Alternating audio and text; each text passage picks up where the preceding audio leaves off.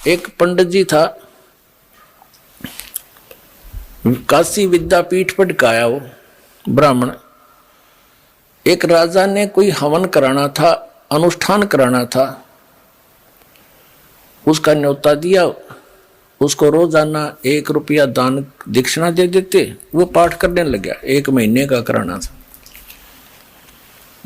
अब उस विद्वान की पत्नी अपना, क्योंकि पैसा मिलने लगने के बाद यू काल फिर अलग से रंग दिखाता है, वह बढ़िया तो कपड़े पहने और गले में अपने बढ़िया जेवरात आभूषण बनवा लिए।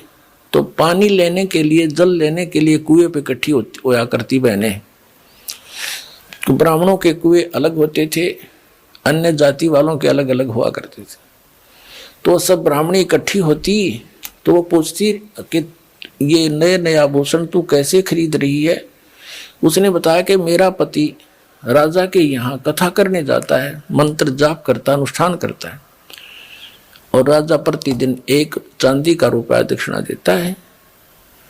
तो उससे वार्ता हुई थी जिस बहन से, ब्राह्मणी से। उसने अपने पति के कान ठे कि आप यहाँ पड़े रहते हो, वो फलानी का घरवाला वहां जाता है और पाठ करता है, 1 रुपया डेली दक्षिणा देते हैं, और भी पंडितों की आवश्यकता है। वो कह रही थी आप भी चले जाओ।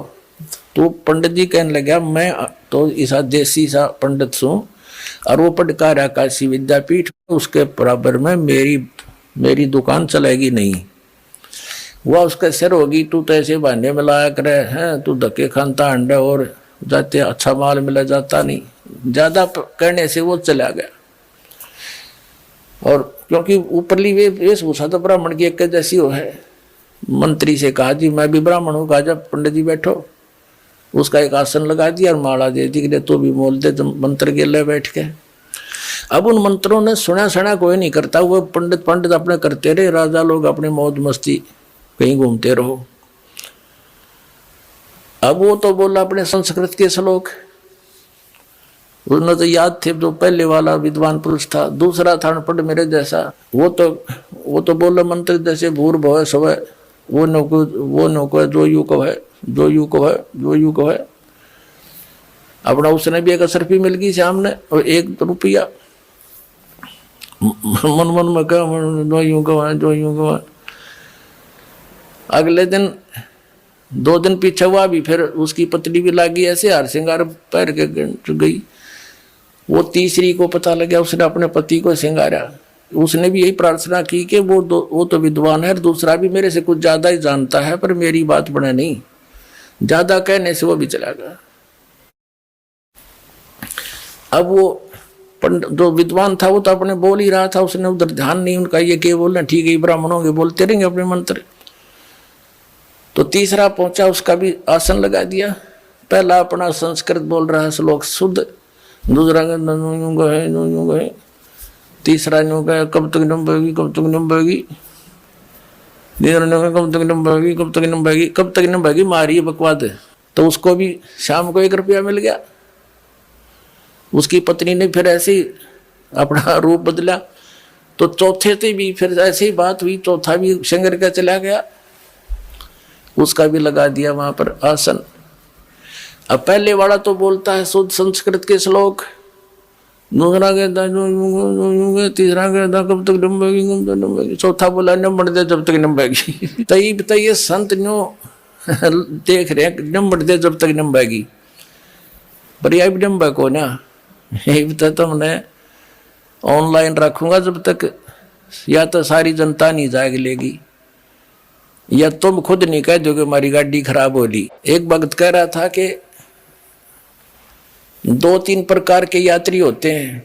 जैसे कोई बस जा रही है और बस रुकेगी और साथ में दूसरी बस खड़ी होगी, तो बुद्धिमान तो तुरंत समझ जाते हैं और गाड़ी में कोई गड़बड़ है भाई, या झटके बटके मार के चल है, उतर कर तुरंत दूसरी में चढ़ जाते हैं। ये तो फर्स्ट टाइप के बुद्धिमान है। दूसरे ऐसे होते हैं कि कंडक्टर नीचे बढ़कर देखने लगेगा, वो समझ जाएगा कि ये तो गड़बड़ हो रही, तो तब उतरेंगे।